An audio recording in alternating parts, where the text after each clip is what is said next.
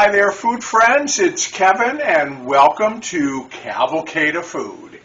And we are in the kitchen today, and we are going to make a pie. We're going to make a custard pie. How does that sound? When was the last time you had a custard pie? Or custard anything for that matter. You know, custard is sort of one of these great old-fashioned foods that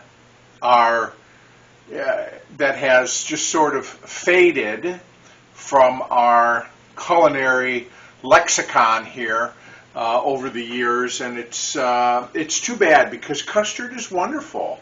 And if you've ever had good custard, you know how good it can be. Sometimes it is in the form of a flan, so custard is certainly something that exists in many other different cultures, do different forms of custards. Custards are really a mixture of eggs and milk or cream that is sweetened. So we're going to make a custard pie. I'm going to say up front, this is another recipe from my buddy Hans in North Carolina, and he sent me this recipe because apparently this recipe is the one that the S&W Cafeterias used for their custard pie. Now, here in Michigan, we didn't have S&W, so I regret never having the opportunity to have eaten at one. Hans said they were the best and that their cafeterias were beautiful in terms of their look and the food, and I've heard from other people who went to S&W Cafeterias, and they raved about it. So my question is, and I often will ask, do you have a cafeteria story? Was there a cafeteria chain or maybe a standalone cafeteria where you grew up or where you lived at one point in your life? We had a number of cafeterias here in the Detroit area. For those of you old-time Detroiters like me, there was a great cafeteria in the basement of the Penobscot building, as I recall. I think it was called the Colonnade. Wonderful, wonderful cafeteria. It's been gone for decades, but I remember eating there. We also had sort of a cafeteria-style chain of restaurants here called Sign of the Beef Carver, and it was really a cafeteria style, and of course they would have this big round of beef and the guy would carve, you know, whatever you liked off of it, and they had other stuff. They had the most delicious fish, scrod, baked scrod, and they had always chicken and ham, but God, they had lima beans always often in the offering. I just loved it. My dad especially loved it, and he loved the desserts. Their coconut cream pie particularly was his favorite. But anyways, tell me about the cafeteria that you remember. If it wasn't S&W, or if it was S&W, what are your memories of it? But for now, we can, even though these things are gone, we can travel back a little bit and time travel, and cooking is one way to get there. So let's start putting together our custard pie. Okay, well the first thing you want to do is get your pie shell ready. So you want an unbaked pie shell in a 10-inch, standard 10-inch pie plate. Now, ladies and gentlemen, I'm cheating a little bit here because I just didn't have time to make pastry. So I had a pie, you know, a ready-made pie crust in the freezer. I took it out last night and I put it in here. And so we've got our 10-inch pie plate lined with the pastry. So we're ready to go there. Now, it calls for 1 1/4 cup of sugar. And then it says 2 tablespoons of butter at room temperature. And I am guesstimating here. I think that's about, we're going to call that 2 tablespoons of butter at room temperature. And we need a little salt. Half a teaspoon of salt. Okay, there we go. And then what we're going to do is we're going to beat this together at low speed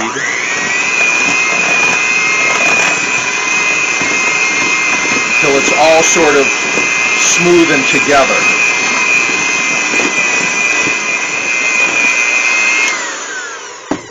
Okay, yes, you're right. I changed the bowl.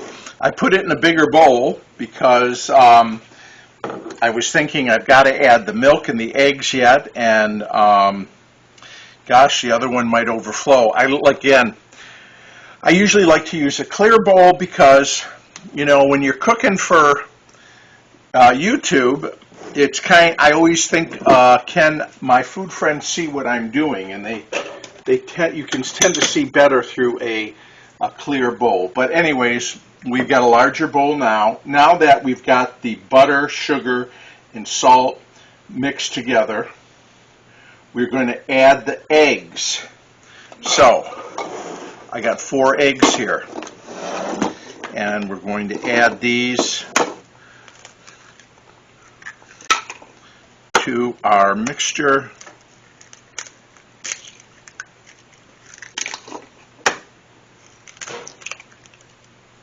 2, 3. Okay. And of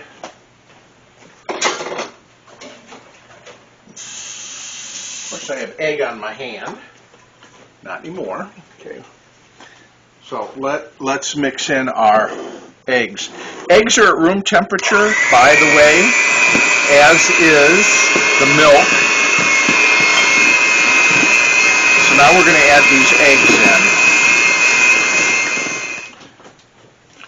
Okay, so the eggs are beaten in here well, everything's combined. So the next thing we're going to do is we're going to then add our milk. I've got 2 cups. I'm using whole milk here. Okay? And then we want to put in a good teaspoon of vanilla. All right? And we're going to blend that in. Before I got this whole thing started, I preheated the oven to 425 degrees.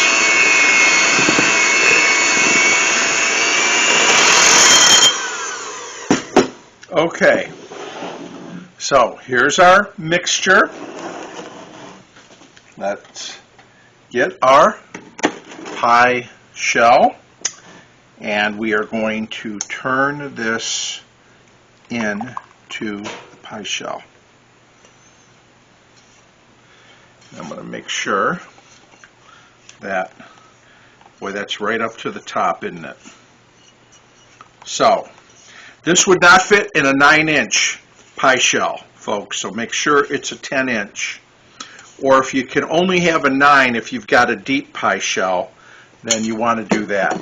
Now, can I get this into the oven without spilling it?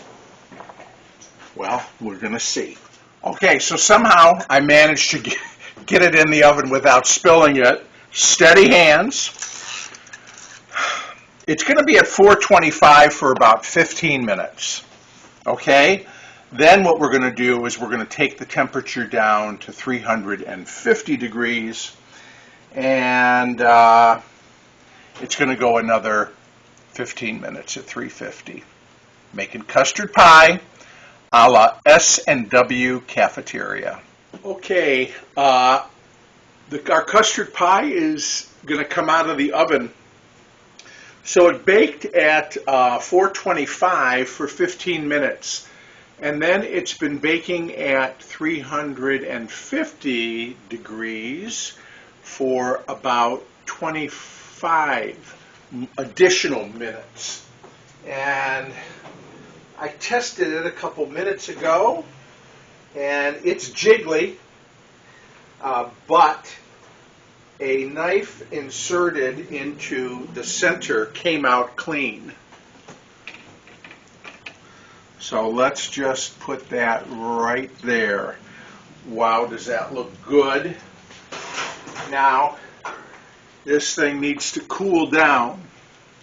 But I was thinking about custard pies, and, you know, probably the one we enjoy the most and is the most common is a pumpkin pie. And if you've made a pumpkin pie, you understand that it's a custard pie because it's really milk, evaporated milk and eggs along with the custard and the spices and sugar. So we're going to let this just simmer down. It really needs to cool completely, and I mean completely. And then, you know, some people like to serve this slightly chilled. So it looks absolutely beautiful. It smells beautiful. And so we will come on back when it's ready. When it's ready, we'll be ready to try out our delicious custard pie. Well, here is our custard pie. And it's been, a couple hours cooling. And what do you think, Hans? Now, I will say the crust is a little brown, not burnt, but it is certainly well done. When you see your crust getting brown like this, you can kind of fashion a little tin foil guard around it. They actually make a crust cover. It's metal that you can put over it to sort of prevent it from browning any further. But, you know, to me, it's fine. So what I'm going to do is cut into this here, and I'm just going to take initially a small piece, and let's see, I want to try this for you. Okay, like so. How does that look?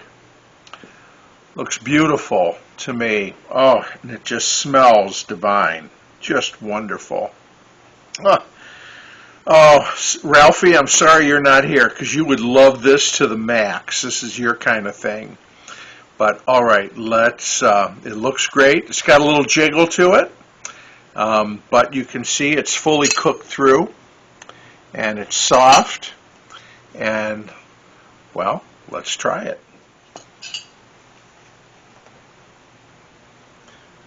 Okay.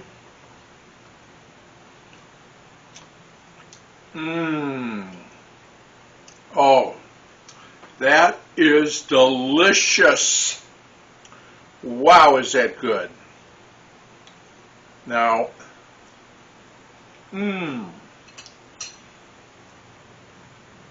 that custard just literally melts in your mouth. So good. It has that sweetness.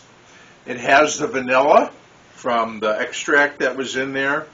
But you also really taste the egg and the creaminess. Wow, that's good. You know, you could, it'd be gilding the lily, but you could even put a dollop of whipped cream on top of this. And I can see why sometimes people think of custard as kind of a food for invalids, but it's not. But you know what? You've got your eggs and milk in here, so you've got some protein. It's very easy to eat. Literally just melts in your mouth. And, probably easy to digest as well. But, this one's a winner, folks. Again, did you have a cafeteria that you like to go to, where you grew up or where you lived? And was there a favorite thing on the line that you would get? Share it with me in the comments. Oh, I gotta stop. That's good. Thank you, Hans. Another great recipe. And thank you all for watching. I would be remiss if I didn't direct you to my website, which is cavalcadafood.com.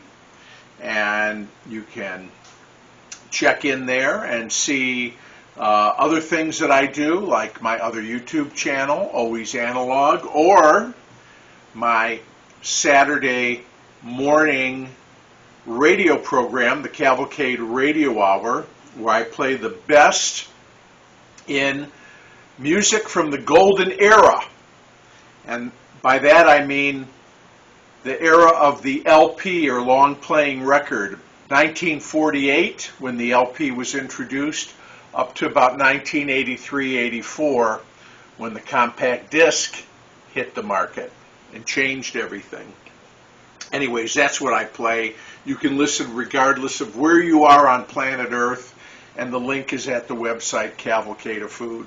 But most of all, I just appreciate you watching. Please subscribe if you haven't already, and share, like, all that stuff.